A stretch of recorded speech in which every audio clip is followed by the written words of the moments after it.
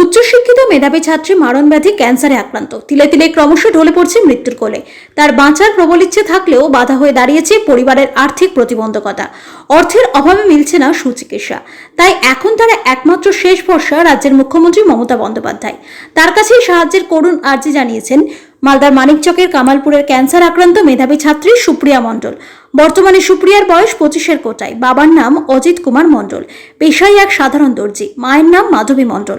বাবার সামান্য আয়েই তাদের সংসার চলে। তাই অজিতবাবু তার মেধাবী মেয়ে নিয়ে অনেক স্বপ্ন দেখতেন। সেই স্বপ্ন পূরণের জন্য তিনি দারিদ্রতার সঙ্গে লড়াই করে মেয়েকে উচ্চশিক্ষিত করে তোলেন, MSc পাশ করান। কিন্তু তারপরে হঠাৎ করেই তার স্বপ্নভঙ্গ হয়। ডাক্তারি পরীক্ষায় মেয়ের শরীরে মারণ ব্যাধি ক্যান্সার থাবা বসিয়েছে ধরা পড়ে। যা জানতে পেরেই অজিতবাবু এবং তার স্ত্রী দুজনে মিলে মেয়েকে নিয়ে নানান জায়গায় ছোটাছুটি শুরু করেন। বাড়ির ঘটি বাটি বেচে মেয়েকে সুস্থ করার তোলার আপ্রাণ চেষ্টা করেন, কিন্তু সেই চেষ্টায় কাজ হয়নি। মারণব্যাধি ক্যান্সার মেধাবী ছাত্রী সুপ্রিয়াকে ক্রমশ মৃত্যুর পথে নিয়ে যায়। এই পরিস্থিতিতে সুপ্রিয়াকে সুস্থ করে তুলতে আরও উন্নততর চিকিৎসার প্রয়োজন, কিন্তু সেই চিকিৎসা করানো অসহায় পরিবারের পক্ষে সম্ভবপর নয়, কারণ চিকিৎসার খরচ কয়েক লক্ষ টাকা। তাই বাঁচার প্রবল ইচ্ছে নিয়ে সুপ্রিয়া সহ তার পরিবার বিভিন্ন জায়গায় সাহায্যের আর্জি জানান। তাতে যৎসামান্য সাহায্য মিললেও সেই সাহায্যে সুপ্রিয়ার উন্নততর চিকিৎসা সম্ভবপর নয়। তাই সুপ্রিয়ার এখন একমাত্র এবং শেষ ভরসা রাজ্যের মানবিক মুখ্যমন্ত্রী মমতা বন্দ্যোপাধ্যায়। তার কাছেই সুপ্রিয়া এবং তার পরিবারবর্গ সাহায্যের করুণ আর্জি জানিয়েছেন। এখন ক্যান্সার অনেক থার্ড লাস্ট স্টেজে আছে, তো ওটার জন্য এখন প্রচন্ড পেটে অসুবিধা, পেট ফুলে গেছে অনেকটাই, তো ওটার জন্য অনেক কষ্ট হচ্ছে। 2022-এর সেপ্টেম্বরে ধরা পড়েছিল যে আমার ওভারিয়ান ক্যান্সার আছে। ফার্স্ট পেট ব্যথা উঠছিল, তারপরে সরকারি মেডিকেল কলেজ থেকে, তারপর প্রাইভেটে ডক্টর সঞ্জয় বসাককে দেখাই, ওখানে টেস্ট করিয়েছিল, তো ওখানে জানতে পারা যায় যে ক্যান্সার আছে। তারপরে বোম্বের টাটা মেমোরিয়ালে ওখানে ট্রিটমেন্ট শুরু হয়েছিল 2022-এর, ওখান থেকে এখন 2025 পর্যন্ত কন্টিনিউ চলছে। হ্যাঁ, মাঝে প্রায় 1-1.5 বছর সুস্থ ছিলাম, তারপরে ধীরে ধীরে আস্তে আস্তে বাড়তে শুরু করলো ক্যান্সারটা। হ্যাঁ, ওখানে টেস্টে ডক্টরও বলতো ক্যান্সারটা বাড়ছে। তারপরে ওরা রিসেন্ট ওই পুজোর সময় সার্জারির প্ল্যান নিয়েছিল, তো সার্জারির প্ল্যানটাতে ওরা বিভিন্ন ওই ওভারি বা লিভার, খাদ্যনালী এগুলো অনেকটা পার্ট কেটে দেওয়ার কথা বললো, আর এছাড়াও স্টোমা আর কয়েকটা নল লাগানোর কথা বলেছিল পেটে।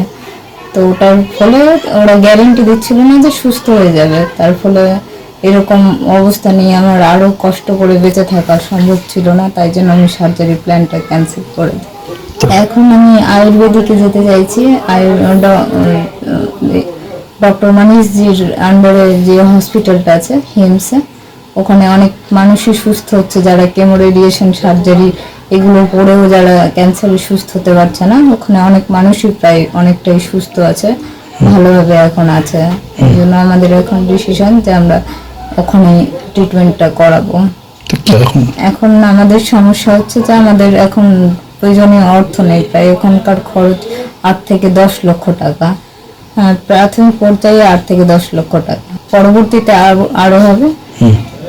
পারিবারিক আমার বাবাই এখন টেইলার, বাড়িতে আমার বাবাই মেন যা ইনকাম করে, বাবা টেইলারের কাজ করে, ওখান থেকেই সংসার চলে। ওই অবস্থায় আমাদের এত টাকা খরচ করা সম্ভব নয়, প্রায় 8 থেকে 10 লক্ষ টাকা একবারে কোনোভাবেই সম্ভব নয়। এত টাকা আমাদের জমানো, এত টাকা আমাদের খরচ করা। আমার কাছে আমি বিভিন্ন জায়গায় আবেদন জানিয়েছি সাহায্যের জন্য, কিন্তু সেরকম অর্থ সাহায্য পাইনি যে ট্রিটমেন্টে আমি এগোতে পারবো। তো এখন আমি মুখ্যমন্ত্রীর কাছে সাহায্যের আবেদন জানাচ্ছি যে মুখ্যমন্ত্রী সাহায্য করলে থাকতে পারবো। মুখ্যমন্ত্রী প্রয়োজনীয় অর্থ দিয়ে সাহায্য করলে আমি বাঁচতে পারবো। মুখ্যমন্ত্রীর কাছে আমার একটাই আবেদন যে আমাকে প্রয়োজনীয় অর্থ দিয়ে সাহায্য করুক এবং আমি বাঁচতে চাই। আমার মেয়ে MSc কমপ্লিট করলো, আর এই ওষুধটা ধরা পড়লো, ক্যান্সার ধরা পড়লো।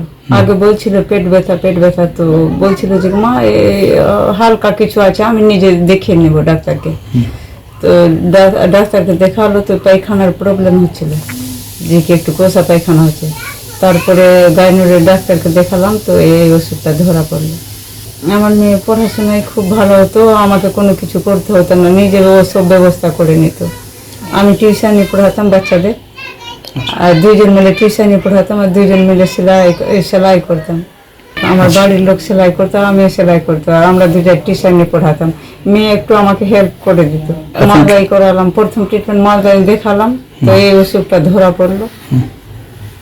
ধরা পড়ার পর তারপরে কলকাতায় গেলাম। কলকাতাতে সব ডাক্তার ওর মাস্টার মশাই, ওর বন্ধু বান্ধব সবাই বলছে যে কি এখান থেকে কলকাতা না দেখে আমাকে বুঝাতে লাগলো যে কাকিমা এই টাটা হসপিটাল চলে যাও, বোম্বাই।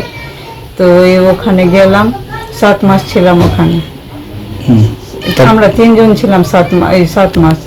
আমার মেয়ে, ওর বাবা আর আমি 3 জন ছিলাম, 7 মাস ওখানে ছিলাম।